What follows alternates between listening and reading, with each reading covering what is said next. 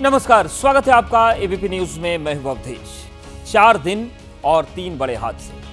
किसी को समझ नहीं आ रहा कि ये क्या हो रहा है। पुणे के तले गांव में आज इंद्रायणी नदी पर बना एक पुल ढह गया। जिस वक्त हादसा हुआ उस वक्त पुल पर करीब 100 लोग मौजूद थे। आशंका है कि करीब 25 से 30 लोग बह गए। इसके अलावा आज उत्तराखंड में एक बड़ा हवाई हादसा हुआ। केदारनाथ धाम से गुप्त काशी लौट रहा हेलीकॉप्टर गौरीकुंड में हादसे का शिकार हो गया।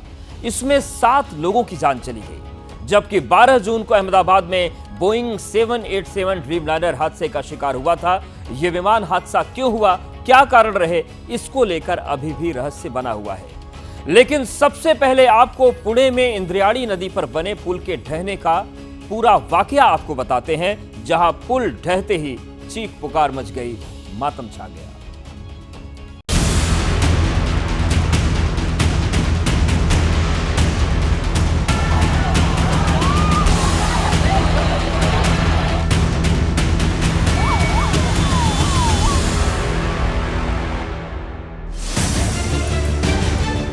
महाराष्ट्र के पुणे में इंद्रायणी नदी पर बना पुल गिरने से बड़ा हादसा हो गया।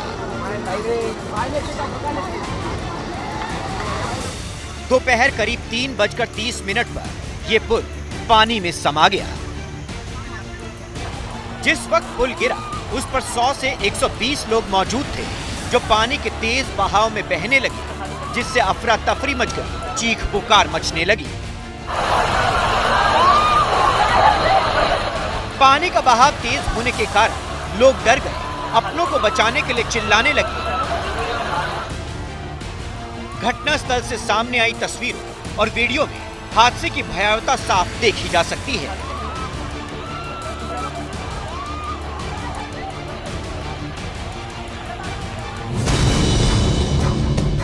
महाराष्ट्र में बीते कुछ दिनों से बारिश का दौर जारी है। बारिश के कारण जनजीवन बुरी तरह से अस्त व्यस्त हो रखा है। इस बीच पुणे से पुल हादसे की खबर मिलने से प्रशासन के हाथ पांव फूल गए। ऐसे में तुरंत रेस्क्यू ऑपरेशन शुरू किया गया। हादसे की जानकारी मिलते ही एनडीआरएफ की टीम मौके पर पहुंची और लोगों को बचाने के काम में जुट गई।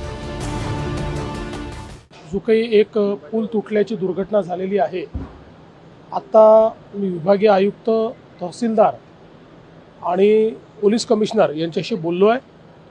आत्ता प्राथमिक माहिती एवढीच आहे की हा पूल तुटलेला आहे, त्याच्यामध्ये काही लोक जखमी झाले, त्या जखमींना हॉस्पिटलमध्ये नेलेला आहे।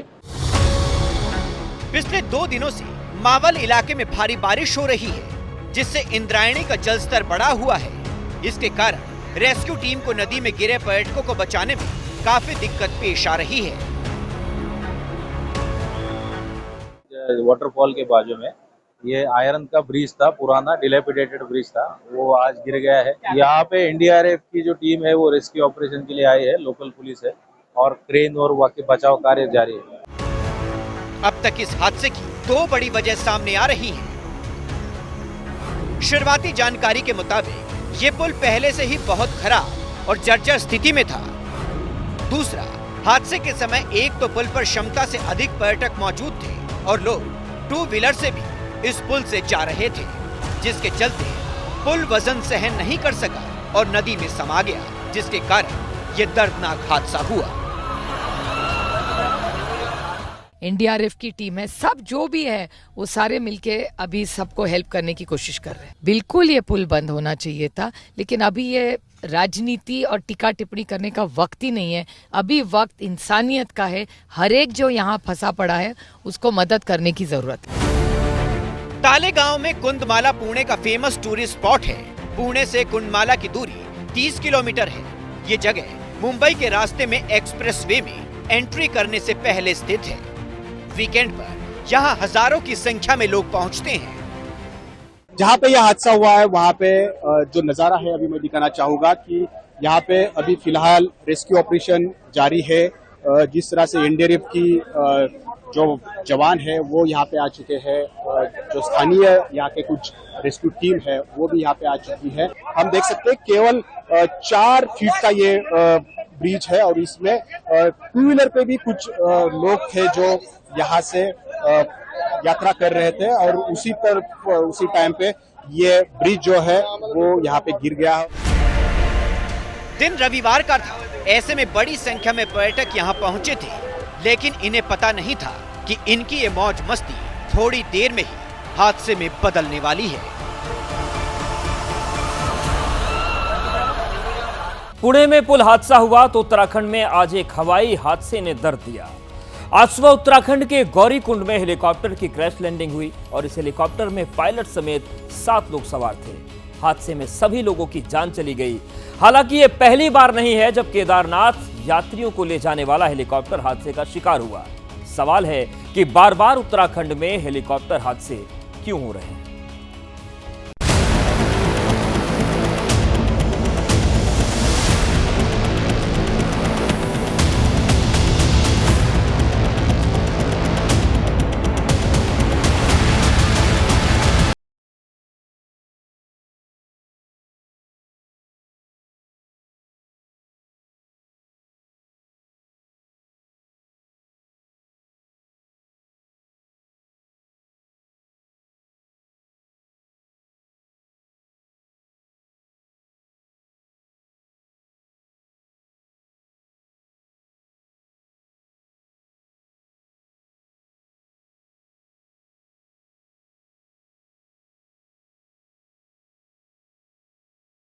कंपनी के इस हेलीकॉप्टर ने केदारनाथ धाम से उड़ान भरी थी और इसे गुप्त काशी लौटना था, लेकिन बीच रास्ते में ही हेलीकॉप्टर गौरीकुंड के पास जंगल में गिर गया।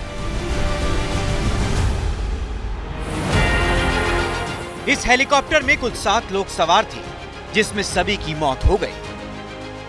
Uttarakhand civil aviation development authority के अनुसार हेलीकॉप्टर में सवार यात्री उत्तराखंड, उत्तर प्रदेश, महाराष्ट्र और गुजरात के थे। हेलीकॉप्टर हादसे ने महाराष्ट्र के यवतमाल के एक ही परिवार के 3 लोगों को छीन लिया है। बताया जा रहा है कि केदारनाथ धाम से हेलीकॉप्टर ने सही टेक ऑफ किया था, लेकिन उस वक्त घाटी में मौसम खराब था। अंधेरा होने के अलावा घना कोहरा भी था। घना कोहरा और तेज हवाओं के कारण हेलीकॉप्टर रास्ता भटक गया। इसके बाद हेलीकॉप्टर का संपर्क टूट गया और गौरीकुंड के जंगलों में क्रैश हो गया। घटना की सूचना मिलते ही रेस्क्यू टीम मौके के लिए रवाना की गई। हालांकि एनडीआरएफ और एसडीआरएफ की 2 टीमों ने बहुत तेजी से काम किया, लेकिन तब तक सब कुछ खत्म हो चुका था। मौसम ने भी रेस्क्यू ऑपरेशन में दिक्कतें पैदा की। आर्यन एविएशन का हेलीकॉप्टर जो है, जो केदारनाथ जी से चला था, वो लोकेट नहीं हो रहा है और उसके कुछ समय बाद पता चला है कि गौरीकुंड के पास कहीं एक क्रैश की सूचना आई है। डीएनए कलेक्शंस की टीम्स हैं, काफ़ी सारी टीम्स वहाँ पे काम कर रही हैं, क्योंकि वेदर वहाँ पे ऑलरेडी इतना वहाँ पे भारी बारिश हो रही है, तो इससे सर्च ऑपरेशन में भी काफ़ी दिक्कतें आ रही हैं। हमारा जो हेली ऑपरेशंस जो है उसको टेम्परली हमने होल्ड किया है ताकि हमारा रेस्क्यू ऑपरेशन इसमें चल सके।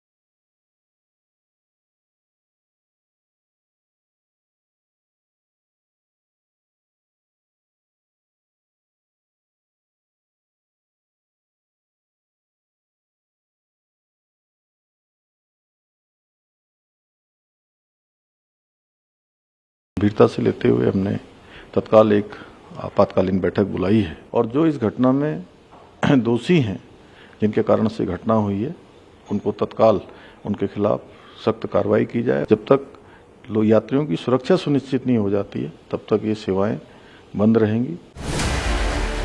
केदारनाथ घाटी में हो रहे इन हादसों को लेकर सवाल उठ रहे हैं कि आखिर केदारनाथ में बार बार हेलीकॉप्टर हादसे क्यों हो रहे हैं? क्या हेलीकॉप्टर एविएशन कंपनियां मुनाफे के लिए लोगों की जान से खेल रही हैं? क्या किसी को यात्रियों की जान की परवाह नहीं है?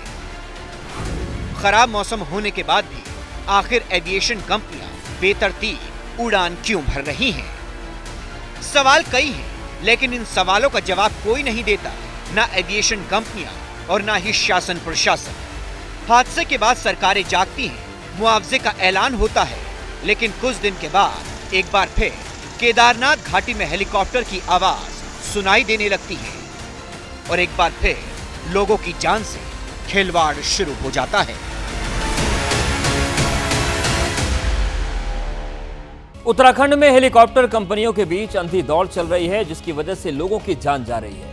इन्हीं हादसों को देखते हुए डीजीसीए ने एक हफ्ते पहले हेलीकॉप्टर उड़ा रही कंपनियों के लिए नया रोस्टर लागू किया था, लेकिन इसके बावजूद आज एक हेलीकॉप्टर की क्रैश लैंडिंग हुई। सवाल है कि क्या मुनाफे के लिए हेलीकॉप्टर एविएशन कंपनियां लोगों की जान के साथ खिलवाड़ कर रही हैं?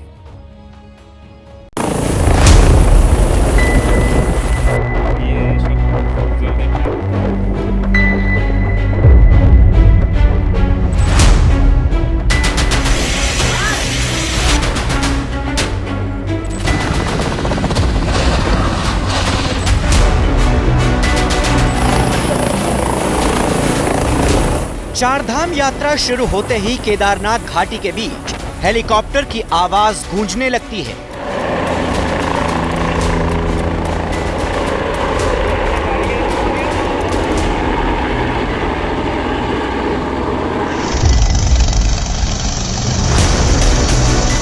हेलीकॉप्टर इस तरह से लगातार उड़ान भरते हैं मानो शहरों में चलने वाली ऑटो सेवा हो, जो बिना रुके यात्रियों को ढोते रहते हैं।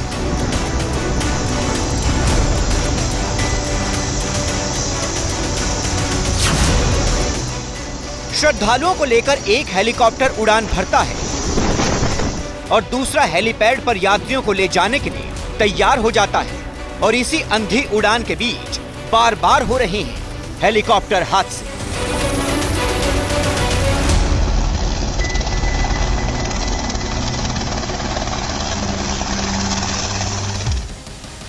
सात जून को ही रुद्रप्रयाग में तकनीकी खराबी की वजह से एक हेलीकॉप्टर की सड़क पर इमरजेंसी लैंडिंग हुई थी।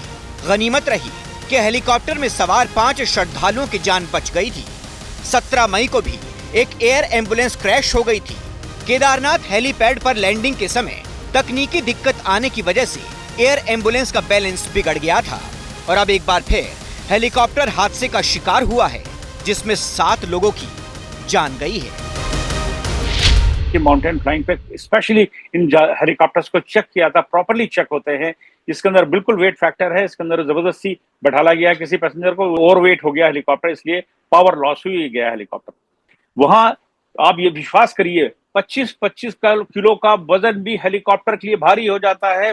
माउंटेन फ्लाइंग के लिए, हाई एल्टीट्यूड फ्लाइंग के लिए बहुत सारी चीजें निकाल दी जाती हैं उस हेलीकॉप्टर को जो माउंटेन में फ्लाइंग की जाती है। पिछले कुछ सालों में चारधाम यात्रा के समय हेलीकॉप्टर की बुकिंग में तेजी से बढ़ोतरी हुई है, लेकिन आसमान छूते इन पहाड़ों के बीच एक चूक का मतलब होता है बड़ा हादसा।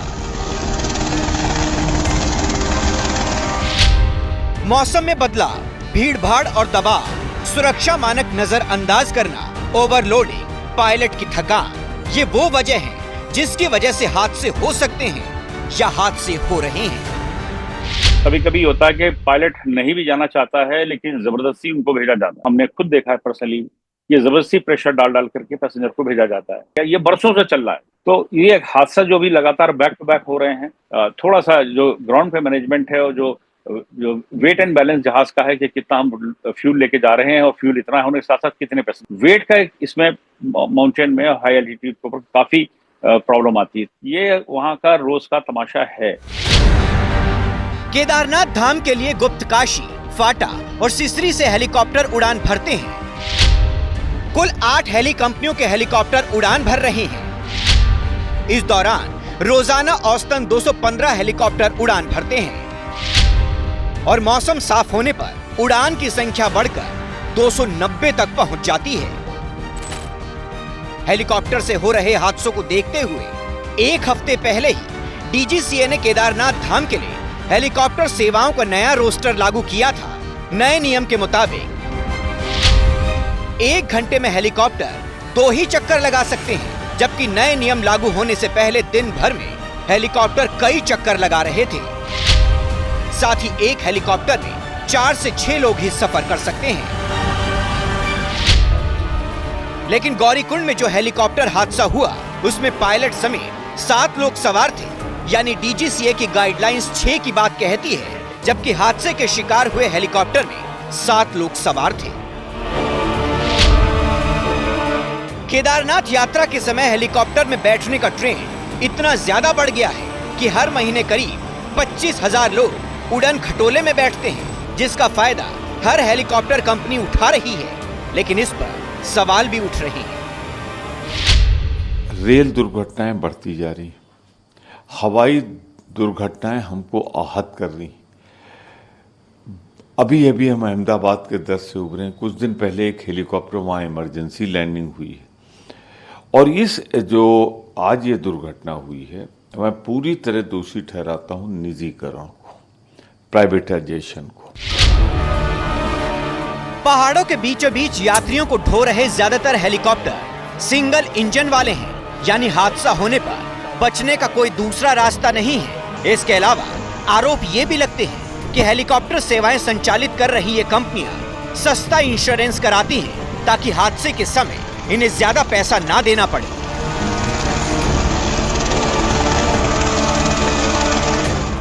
बार बार हेलीकॉप्टरों के साथ हो रहे ये हादसे सवाल खड़े कर रहे हैं, जिन्हें देखकर ऐसा लग रहा है कि सब आंख मूंदे बैठे हैं। कुल मिलाकर सब भगवान भरोसे हैं।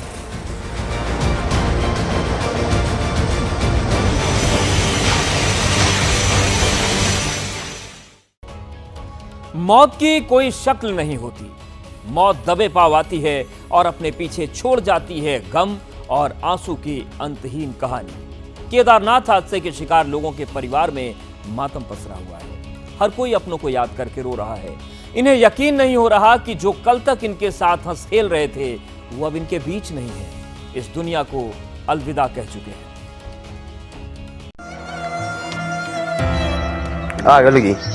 जहाँ पर हेलीकॉप्टर क्रैश हुआ है वहाँ पर एनडीआर की टीम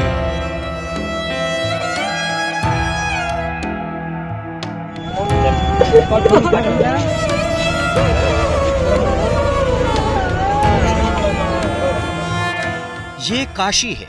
काशी केवल 2 साल की थी। जायसवाल परिवार के जिगर का टुकड़ा थी।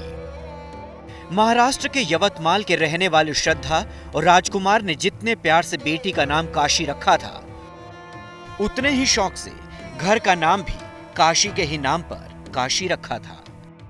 कल तक इस परिवार में खुशियां ही खुशियां थी। एक दूसरे का साथ था, गम का दूर दूर तक नामो निशान नहीं था।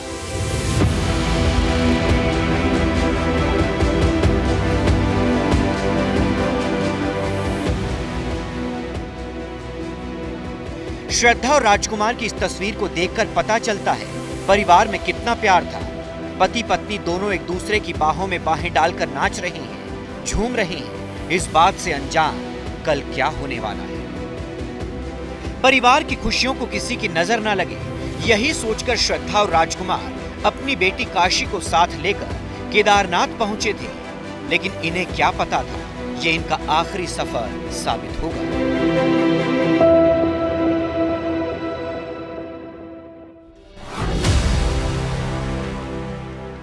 केदारनाथ हेलीकॉप्टर हादसे में 2 साल की काशी और उसके माता पिता श्रद्धा और राजकुमार की भी मौत हो गई। लेकिन कहते हैं मारने वाले से बचाने वाला बड़ा होता है। काशी का भाई विमान भी केदारनाथ जाने वाला था, लेकिन आखिरी वक्त में उसके साथ जाने का प्रोग्राम कैंसिल हो गया। विमान दादा के पास ही रुक गया, जिससे वो इस हादसे का शिकार होने से बच गया। कल तक जिस परिवार में खुशियां थी, हंसी ठिठोली थी, आज वहां गम के बादल हैं, दर्द की बारिश है, परिवार का रो रो कर बुरा हाल है। अपनों के आंसू थमने का नाम नहीं ले रहे। परिवार को याद कर बार बार झलक आते हैं।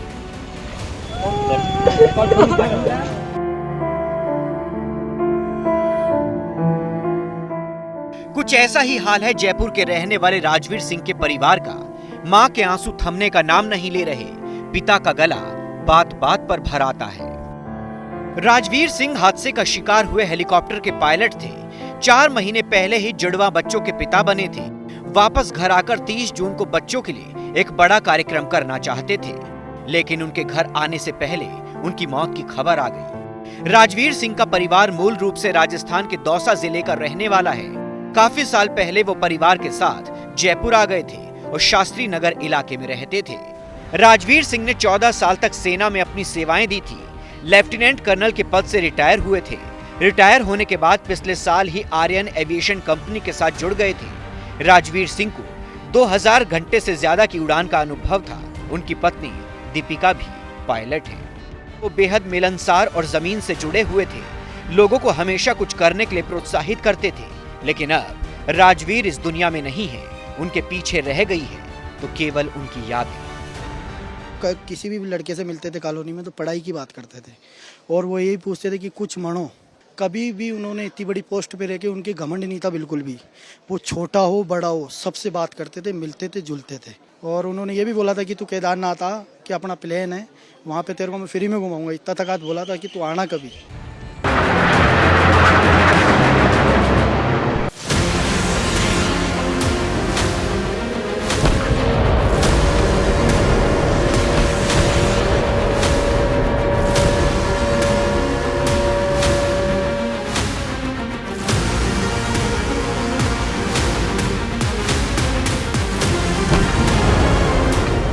तस्वीरें बता रही हैं कि इजराइल और ईरान की जंग किस भीषण दौर में है। दोनों देश बारूद की ढेर पर है और दुनिया तीसरे विश्व युद्ध के मुहाने पर खड़ी है। एक दूसरे को धमकाने से बात बहुत आगे बढ़ चुकी है और अंजाम में सिर्फ तबाही।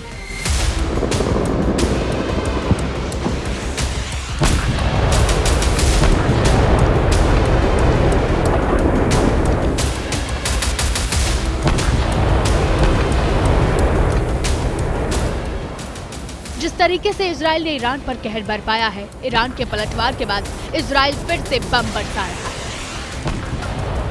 सवाल ये है कि क्या ईरान के सर्वोच्च नेता अयातुल्लाह खामेनेई की सत्ता हिल रही है? क्या मिडिल ईस्ट में खामेनेई का दावा खत्म होने वाला है? क्योंकि जिस तरह से अमेरिका की छत्रछाया में इजराइल ने ईरान में तबाही मचाई है और मुस्लिम देशों के संगठन OIC के 57 में से 9 देश ही ईरान के साथ खड़े हैं, खामेनेई की सत्ता को बड़ी चुनौती दिख रही है।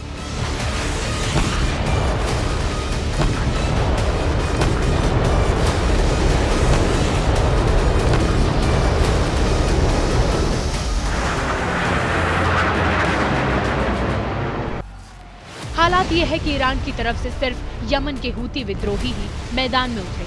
ईरान समर्थक हूती विद्रोहियों ने इजराइल पर बैलिस्टिक मिसाइलों से निशाना साधा है।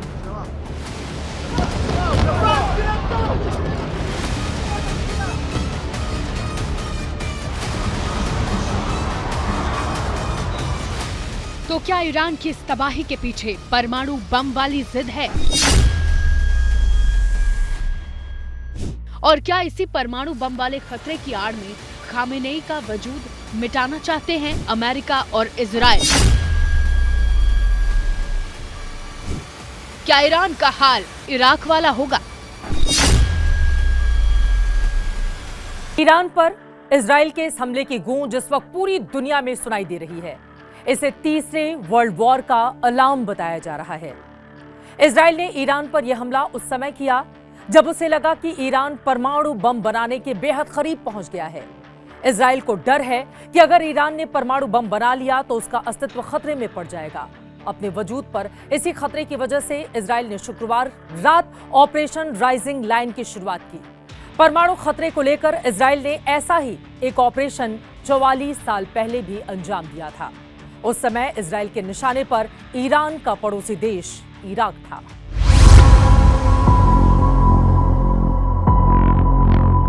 वो महीना भी जून का था।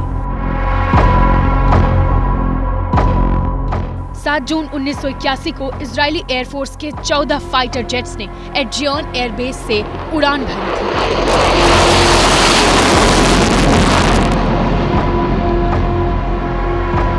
इजराइल के लड़ाकू विमानों ने करीब 1100 किलोमीटर दूर बगदाद के नजदीक इराक के ओसेराक न्यूक्लियर रिएक्टर पर हमला किया था।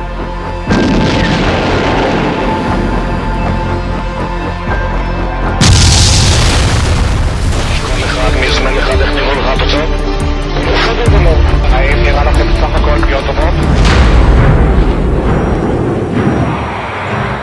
इजराइल ने हमले को नाम दिया ऑपरेशन ओपेरा। आधुनिक इतिहास में ये सबसे विवादित मिलिट्री एक्शन माना जाता है।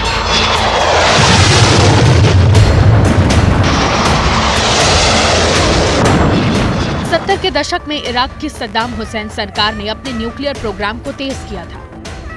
1976 में इराक ने फ्रांस के साथ एक समझौते पर हस्ताक्षर किए। फ्रांस सरकार ने इराक को ओसिराक नाम का 70 मेगावाट का रिएक्टर देने की मंजूरी दी थी।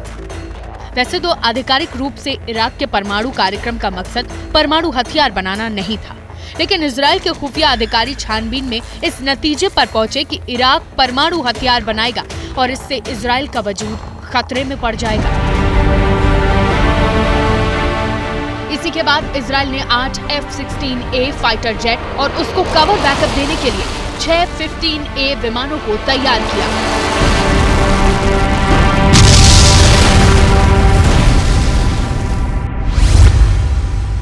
कहा जाता है कि जब इजराइल के विमान हमला करने के लिए जॉर्डन के आसमान से गुजर रहे थे, तो छुट्टी मनाने के लिए अपने रॉयल यॉट पर मौजूद जॉर्डन के किंग हुसैन की नजर उन विमानों पर पड़ी थी। उन्होंने ये जानकारी इराक तक भेजने का फैसला लिया, लेकिन किसी वजह से ये जानकारी इराक तक पहुंच नहीं पाई।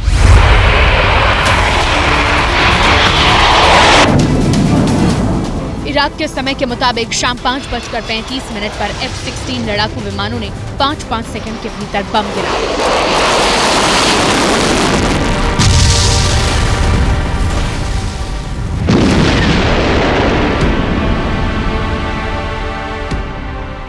करीब 2 मिनट तक बम गिराने का ये सिलसिला चलता रहा और ओसिराक न्यूक्लियर रिएक्टर का नामो निशान मिट गया।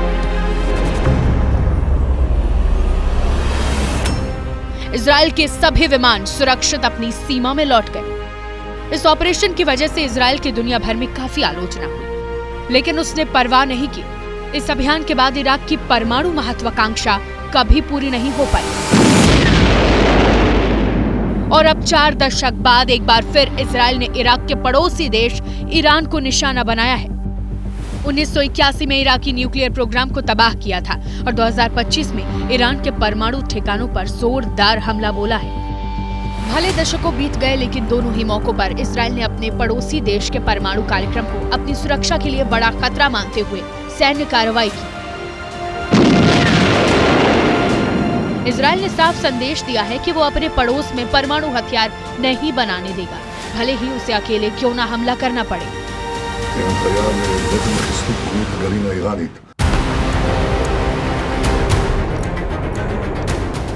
ऐसा नहीं है कि इजराइल के पास परमाणु ताकत नहीं, लेकिन वो इसका ऐलान नहीं करता। इजराइल के पास करीब 90 परमाणु बम हैं, जबकि ईरान के पास करीब 8 से 10 एटम बम बनाने की क्षमता।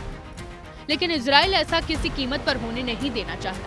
लिहाजा इजरायली सेना ने ईरान के परमाणु ठिकानों को पूरी तरह से बर्बाद करने के लिए ऑपरेशन शुरू किया और उसके निशाने पर ईरान के सुप्रीम लीडर खामेनेई हैं। जो फतवा है कि हम बम नहीं बना सकते, इस्लाम ने हमें इजाज़त नहीं दी है।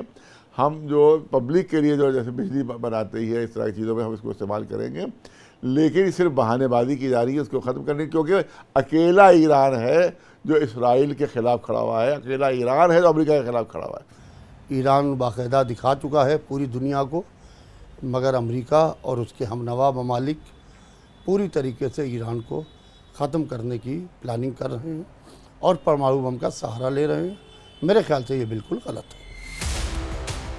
ऐसा नहीं है कि ईरान हमले के बाद चुप बैठा है। परमाणु ठिकानों पर इजराइल के हमले से बौखलाए ईरान ने इजराइल की सुरक्षा का मजबूत कवच माने जाने वाले आयरन डोम को भी बैलिस्टिक मिसाइलों से भेद दिया। तेल अवीव की ये तस्वीरें इसकी गवाही दे रही हैं।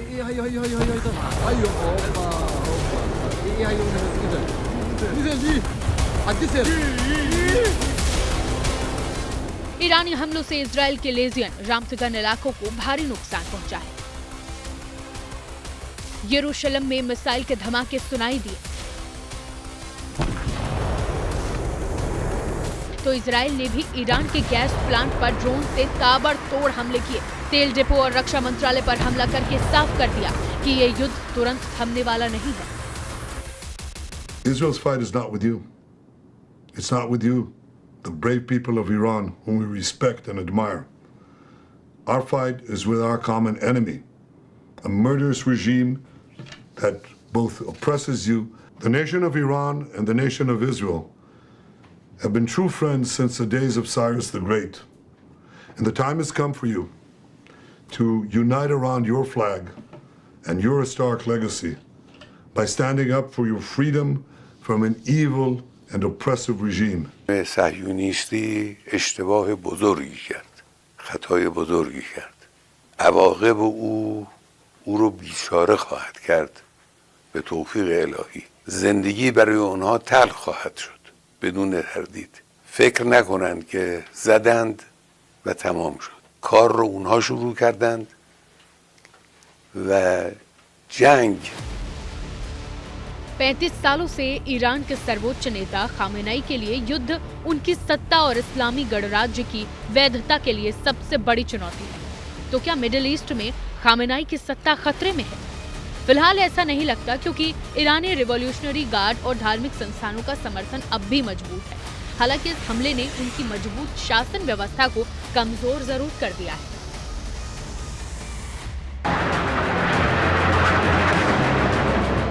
न्यूयॉर्क टाइम्स की रिपोर्ट के अनुसार ईरान के अधिकारियों ने कहा कि सर्वोच्च नेता अली खामनेई की 36 साल की सत्ता के लिए यह सबसे निर्णायक क्षण है। उनके सामने एक तरफ इजराइल पर जबरदस्त पलटवार का विकल्प है, जिससे पूरी तरह से युद्ध छिड़ सकता है और जो उनकी सत्ता खत्म भी कर सकता है, क्योंकि पूरी तरह युद्ध की स्थिति में इजराइल के साथ अमेरिका और दूसरे पश्चिमी देश भी शामिल हो सकते हैं। वहीं दूसरी ओर उनके सामने युद्ध में पीछे हटने का भी विकल्प है, जिसे ईरान और पूरी दुनिया में हार के तौर पर देखा जाएगा। इजराइल तो यहाँ तक दावा कर रहा है कि ईरान आतंकियों को परमाणु हथियार दे सकता है। We had information that this unscrupulous regime was planning to give the nuclear weapons that they would develop to their terrorist proxies. दरअसल ईरान और इजराइल की ये दुश्मनी आज की नहीं है। ईरान में इस्लामिक क्रांति के बाद जब इस्लामी गणराज्य की स्थापना हुई, तभी से ईरान यहूदी देश इजराइल को शैतान मानता है और इजराइल को अवैध और कब्जा किया हुआ देश मानता है। 80 के दशक से ही ईरान ने हिजबुल्ला और फिलिस्तीन के आतंकी संगठनों को समर्थन देना शुरू किया, जिससे ईरान और इजराइल के बीच टकराव की नींव पड़ी। दशकों से दोनों देशों के बीच प्रॉक्सी वॉर, क्षेत्रीय प्रभुत्व और आतंकवादी संगठनों के जरिए संघर्ष चलता रहा है। लेकिन पिछले साल इजराइल ने सीधा मिलिट्री एक्शन शुरू किया और इस बार युद्ध भीषण शुरू हुआ, जिसमें कोई भी रुकने को तैयार नहीं है। ईरानियन लोगों को मैं जानता हूं और बहुत रेसिलिएंट है, और नेतन्याहू ने कहा रेजिम चेंज होना चाहिए। मेरे ख्याल से अगर नेतन्याहू ये करता है तो रेजिम को और सपोर्ट मिलेगा। इस हमले ने ईरान के एक्सिस ऑफ रेजिस्टेंस को कमजोर तो किया है, जिसमें सीरिया, हिजबुल्ला, हमास जैसे संगठन संयुक्त रूप से पश्चिमी देशों, खासकर अमेरिका और इजराइल का विरोध करते हैं। और ये हमला ऐसे वक्त हो रहा है जबकि सीरिया में असद शासन खत्म हो गया। हिजबुल्ला और हमास को इजराइल काफी चोट पहुंचा चुका है। ईरान ने पिछले 30 सालों से अपने पिट्ठुओं को पश्चिमी एशिया में अलग अलग जगह पर बैठाया हुआ था, चाहे वो हमास हो, चाहे वो हिजबुल्ला हो, चाहे वो हूती हों या बशार अल असद की सरकार हो सीरिया में। इजराइल ने पिछले 20 महीनों के लड़ाई में इन सब को मुंह की दिखा दी है और वे ईरान की रक्षा करने में, इजराइल के ऊपर सीधे कोई हमला करने में सक्षम नहीं है। तो इस वजह से ईरान अलग थलग पड़ गया है। और जब बारी ईरान पर हमले की आई तो इजराइल ने जो प्लान बनाया वो ईरान की सोच से परे था। ईरान के वरिष्ठ सैन्य अधिकारियों से बातचीत पर आधारित न्यूयॉर्क टाइम्स की एक रिपोर्ट के अनुसार इजराइल के हमले को लेकर ईरान का आकलन गलत साबित हुआ। ईरान के अधिकारियों का कहना है कि उन्हें उम्मीद नहीं थी कि इजराइल इतनी जल्दी हमला करेगा। उन्हें यह लग रहा था कि इजराइल ओमान में रविवार को होने वाली अमेरिका ईरान परमाणु वार्ता के दूसरे दौर के बाद ही कोई कदम उठाएगा। इस बीच इजराइल लगातार हमले के संकेत दे रहा था, लेकिन ईरान के अधिकारियों ने इसे मनोवैज्ञानिक दबाव बनाने की कोशिश बताकर दरकिनार कर दिया। नेतन्याहू ने कहा था पहले कि अगर ईरान अमेरिका नेगोशिएशंस से कुछ होता नहीं है तो उन्होंने मिलिट्री एक्शन लेगा। वो तो मेरे ख्याल से ईरान को मिसलीड करने के लिए था। अधिकारियों के मुताबिक इजराइल के हमले की रात मिलिट्री कमांडर सेफ हाउस की जगह अपने घर में रुके, जो घातक साबित हुआ। इसी तरह रिवोल्यूशनरी गार्ड की एरोस्पेस यूनिट के commander general Aamir Ali Hajizadeh और उनके स्टाफ ने एक जगह जमा न होने के निर्देश का पालन नहीं किया। उन्होंने तेहरान के एक सैन्य अड्डे में इमरजेंसी बैठक की और उसी दौरान इजराइल ने इस सैन्य अड्डे पर हमला कर दिया। इजराइल ने जिस तरह से अपने गुप्तचरों के द्वारा सूचनाएं इकट्ठी की हैं और सेना के 3 बड़े अधिकारियों को ख़त्म कर दिया है, 20 से ज़्यादा मध्य कोटि के अधिकारियों को ख़त्म कर दिया है। इस चीज़ का ख़तरा बढ़ गया है कि वो ईरान के सुप्रीम लीडर को भी ख़त्म कर सकते हैं।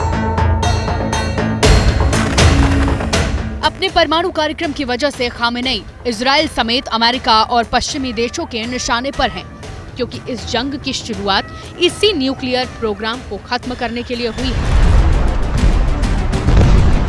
1989 में ईरान का सर्वोच्च नेता बनने के बाद खामेनेई ने परमाणु कार्यक्रम को राष्ट्रीय सुरक्षा का आधार बनाया, रिवोल्यूशनरी गार्ड को मजबूत किया और नतांजा में यूरेनियम संवर्धन की गुप्त शुरुआत की। साल 2000 तक इस्फहान शहर में यूरेनियम कन्वर्जन प्लांट भी बना लिया, जिसमें यूरेनियम का इस्तेमाल परमाणु बम के लिए किया जा सके। 2003 में दुनिया को IAEA ने इसकी जानकारी दी। उधर उसी साल ईरान ने इम्प्लोजन टेस्ट भी कर दिए, जिसमें परमाणु धमाका करने का परीक्षण होता है। 2015 में खामेनेई ने UNSC के देशों के साथ समझौता कर लिया कि परमाणु कार्यक्रम का इस्तेमाल शांतिपूर्ण उद्देश्यों के लिए होगा, लेकिन 2018 में अमेरिका के समझौते से पीछे हटने के बाद साल 2020 तक ईरान ने 20% यूरेनियम संवर्धन कर लिया। खामेनेई ने 60% यूरेनियम संवर्धन को राष्ट्रीय स्वतंत्रता का प्रतीक बताया और इस साल फरवरी तक 60% यूरेनियम संवर्धन जमा भी कर लिया, जो 9 परमाणु बम बनाने के लिए पर्याप्त था। इसी के बाद ओमान में बैठक की कहानी शुरू हुई और इस मीटिंग से पहले ही इजराइल ने हमला करके युद्ध का ऐलान कर दिया।